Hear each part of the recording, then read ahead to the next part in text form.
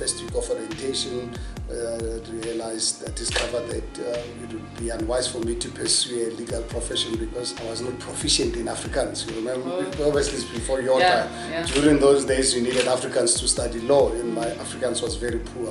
But I then opted for Plan B, registered for B-Admin, majoring in political science and public administration. During my second year of my studies, I think around about March, April of 1981 morning, the university surrounded by the army, and we asked to leave by 12.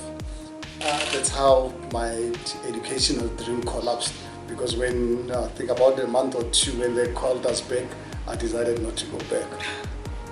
And why did you come to that decision? At the time, I was very angry, young man, like I'm angry now with what's happening with our country collapsing under the ANC.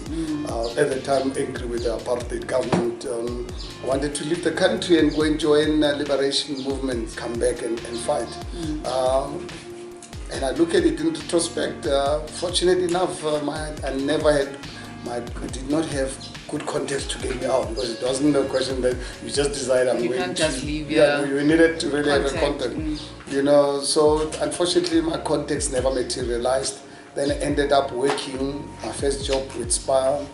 Worked for SPA for 7 months, worked for Motani Industries for 23 months.